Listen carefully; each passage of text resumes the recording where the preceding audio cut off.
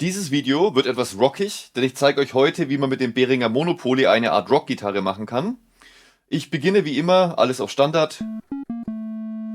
Wir hören ein bisschen was von der Dreieckswellenform und was wir zuerst ändern, ist die Wellenform. Ich stelle alles auf Pulsweite.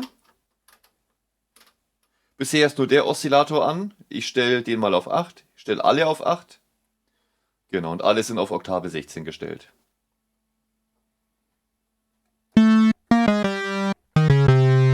Gut, das ist unser Sound bisher. Wenn ich auf Pulsweite stelle, kann ich mit diesem Regler hier drüben den Sound auch dünner machen.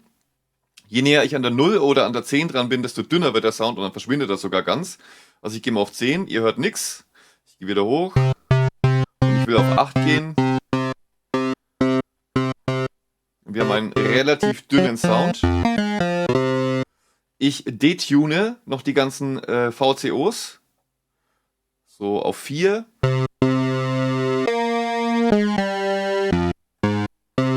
Und der Sound hat leichte Schwingungen drin. Die Hüllkurve passt noch nicht, deswegen kümmern wir uns um die VCA. Als erstes möchte ich Decay auf 3 stellen. Sustain, also so, dass man die Note länger drücken kann, möchte ich nur auf 2 haben. Und der Ausklang soll auf 5 sein. Und jetzt haben wir eine ganz gute Form. Zumindest schon mal für so eine Art Gitarre. Als nächstes der Anschlag, der gefällt mir noch nicht. Ich möchte, dass der quasi hell ist, der Rest aber etwas dumpfer wird. Deswegen schauen wir uns jetzt hier den Bereich an. Ich stelle erstmal den Filter-Cut-Off ein. Da gehen wir heute mal auf 6. Bei der Resonanz gehen wir auf 2. Und die Intensität stellen wir diesmal nur auf 1, also nicht so stark ein. Und ich möchte, dass Keyboard-Tracking auch funktioniert, sprich in höheren Tönen etwas Helligkeit mehr durchkommt. Deshalb stelle ich da auch auf 3. Gut, Anschlag muss noch eingestellt werden, sprich Decay stellen wir auf 1, sodass ein wenig was durchkommt. Jetzt klingt er schon so ein bisschen wie eine gezupfte Gitarre. Wunderbar. Im nächsten Schritt möchte ich noch ein wenig Schmutz hinzufügen und dafür verwende ich die Effekt-Section. Ich drücke an, VCF-EG ist eingestellt, das heißt, diese Hüllkurve hier wird verwendet.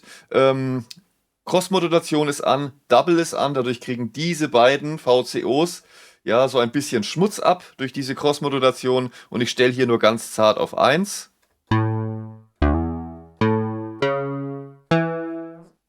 So wäre es zu viel, immer noch zu viel. Aber so trägt es was schön zu unserem Sound bei. Letzter Schritt. Wir wollen noch ein wenig Modulation einstellen. Ich stelle hier auf VCF nicht ein, sondern auf Pitch, da war es eingestellt. Und ich stelle hier oben nur auf 1. Und wenn ich jetzt eine Taste spiele, dann schwingt es so hinten raus nach.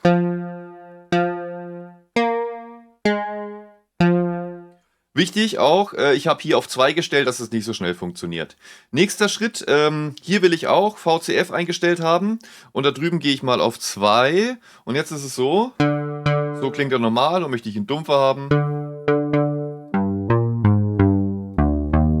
Haben wir schon fast eine Bassgitarre, genau. Heller kann ich auch ein bisschen gehen, aber wie gesagt, nur wirklich auf 2 lassen. Gut, unsere Bassgitarre oder unsere Gitarre ist fast fertig. Ich packe noch Effekte drauf, diesmal Hall und ein Chorus.